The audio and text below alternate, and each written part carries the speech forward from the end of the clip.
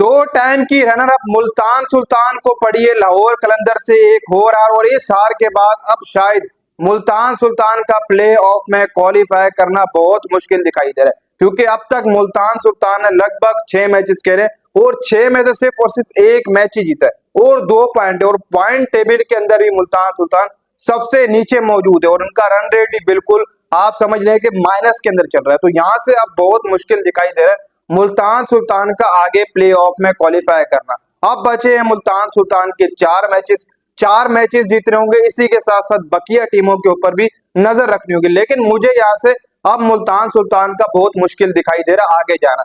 जो असल बात थी वो यही था कि शुरू के अंदर जो मैचेस हुए उनके अंदर इन्होंने मोमेंटम नहीं जोड़ा। हालांकि इनके मैचेस कराची में थे और पिंडी की तरफ हुए, वहां पर मुल्तान सुल्तान अच्छी क्रिकेट खेल सकती थी, लेकिन मुल्तान सुल्तान ने शुरू के अंदर ही अच्छी क्रिकेट नहीं खेली है।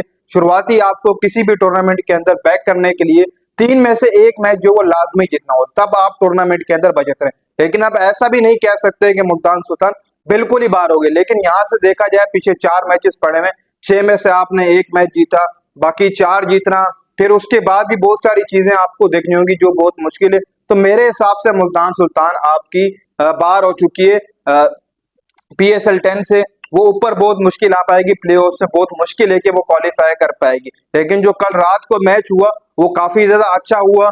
शुरुआत जो मुल्तान सुल्तान की तरफ से रही, शुरू में 3 विकेटें गिर गई, फिर उसके बाद मोमेंटम पकड़ना, रिजवान खड़े रहे, फिर कामरान गुलाम ने जो इनिंग खेली 31 पर 52 वो थी जबरदस्त। रिजवान ने शुरू में पावर प्ले में बहुत स्लो क्रिकेट खेली, एंड में जाकर रिजवान ने मारा, यानी कि जब 17 ओवर कंप्लीट हो गए थे तो 140 के करीब मुल्तान का स्कोर था, 140 स्कोर था मुल्तान का, 17 ओवर कंप्लीट हो गए थे। फिर उसके बाद ही रिजवान ने अपनी बारी खेली, कामरान ने अच्छी हिटिंग की, फिर उसके बाद जाकर 185 पर जो वो आपकी मुल्तान सुल्तान पहुंची 3 विकेट के नुकसान के ऊपर। अच्छा टोटल लगाया, वैसे देखा जाए अच्छा टोटल लगाया। बॉलिंग भी इन्होंने शुरुआत में अच्छी की, लेकिन वो कहते हैं ना कि कहीं ना कहीं पर लाहौर कलंदर का जो मिडिल ऑर्डर है वो बहुत स्ट्रॉन्ग है, आप वहां से नहीं बच सकते। और वैसा ही हुआ, लाहौर कलंदर की तरफ से शुरुआत अच्छी नहीं रही, पहले ही पावर प्ले के अंदर नईम की विकेट गिर गई, लेकिन फकर जमान ने थोड़ी बहुत हिटिंग की, 24 रन बनाए बल्ले से। फिर उसके बाद अब्दुल्ला शफीक साथ फकर के पावर प्ले खेल करके अच्छी बैटिंग की दोनों ने। फिर उसके बाद भाई साहब विकेट्स गिरी, ऐसा लग रहा था कि अब मुल्तान सुल्तान की तरफ मैच जाएगा, लेकिन उसके बाद आपके मिचेल, फिर उसके बाद सिकंदर रजा ने जो पार्टनरशिप लगाई है उससे मुल्तान सुल्तान 185 रन ये आराम से चेस कर गई। 19 ओवर्स के अंदर इन्होंने लाहौर कलंदर आराम से चेस कर दिया। बात करें ड्रेल मिचेल की तो 64 रन की है 38 बॉलों के ऊपर, बड़ी जबरदस्त बैटिंग की। हर मैच के अंदर लाहौर के कहीं ना कहीं ड्रेल मिचेल आपको अच्छी पारियां खेल कर दे रहे हैं। मिडिल ऑर्डर के अंदर इनके पास बेहतरीन बल्लेबाज मौजूद है और विकेट्स के ऊपर ड्रेल मिचेल अच्छी बैटिंग कर रहे हैं। ये चीज देखने वाली है, बाहर से आकर इन विकेट्स के ऊपर ऐसी बैटिंग करना बहुत जबरदस्त बड़ी बात है। फिर सिकंदर रजा 21 पर 40, ये नॉक थी दोनों की जिन्होंने मैच जितवाया लाहौर कलंदर को कल रात को। अब अगेन लाहौर कलंदर को देखा जाए तो पॉइंट टेबल के अंदर सेकंड नंबर पर आ चुकी है, यानी कि दोबारा पोजीशन पकड़ लिए तीसरे से, क्योंकि अभी इनकी जो चल रही थी वो लाहौर और कराची की इसलिए चल रही है कि दूसरे नंबर के ऊपर कौन कब्जा करेगा। कभी लाहौर नीचे आ रही है, कभी कराची नीचे आ रही है, एक दूसरे को ऊपर नीचे कर रहे हैं जीत हार कर।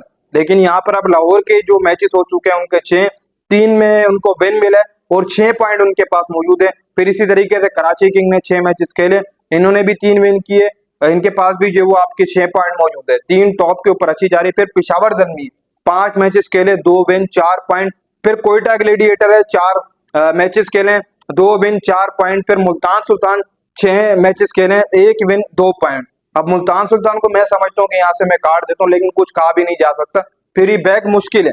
कोयटा को अगर देखा जाए तो कोयटा जिस वजह से हार रही, हालांकि कोयटा ग्लेडिएटर एक बेहतरीन टीम है, ये बात हकीकत है, लेकिन कोयटा क्यों हार रही, कोयटा का मोमेंटम सेट ही नहीं हो पा रहा। आप देख लो, हसन नीचे खेल रहा है तीसरे चौथे पर आकर, सऊद शकील ऊपर ओपनिंग कर रहा है, कप्तान है भाई, वो ऊपर ओपनिंग करेगा।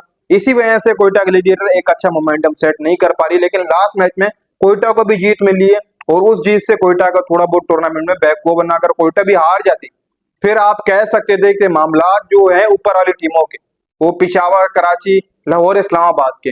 लेकिन अभी फिल वक्त देखा जाए तो 5 टीमें टूर्नामेंट के अंदर है, कोयटा, पिशावर, कराची, लाहौर, इस्लामाबाद। कुछ कहा नहीं जा सकता इनमें से कौन सी जो वो ऊपर आएंगी 4, ये आप कुछ नहीं कहा सकते। लेकिन फिर भी वो मैं प्रेडिक्शन कर रहा हूँ, देखो इस बार कराची ने भी अच्छी क्रिकेट खेली, लेकिन कराची बाय द मैच में देखा जाए, एक मैच में अच्छी परफॉर्मेंस देती है, दूसरे मैच के अंदर खराब परफॉर्मेंस देकर अपना रन रेट गिरा देती है। एंड में जाकर कराची को ये चीज भुगतनी ना पड़ जाए रन रेट के हवाले से। तो इसलिए अगर आप हार भी रहे हैं तो ऐसे आ रहे हैं कि वन साइडेड मैच ना लगे।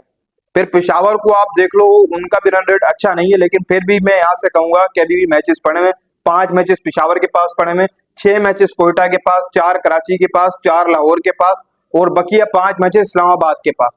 ये इनके मैचेस पड़े हैं। मुल्तान के पास 4 मैचेस पड़े हैं अभी बकिया।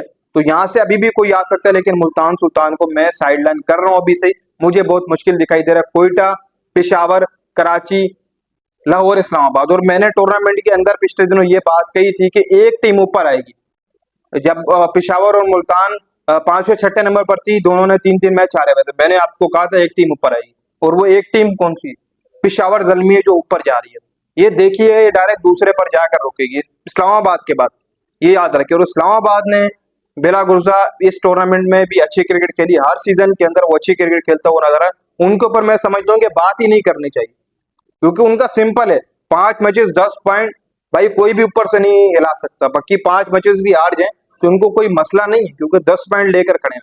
बकिया टीमें 10 पॉइंट लेंगी नहीं लेंगी, 12 पॉइंट ऐसे लेंगी, लेकिन इस्लामाबाद तो मेरे हिसाब से अभी 10 और पॉइंट भी ले सकती हैं, क्योंकि बाकी 5 मैच इस्लामाबाद के ही बचे हैं।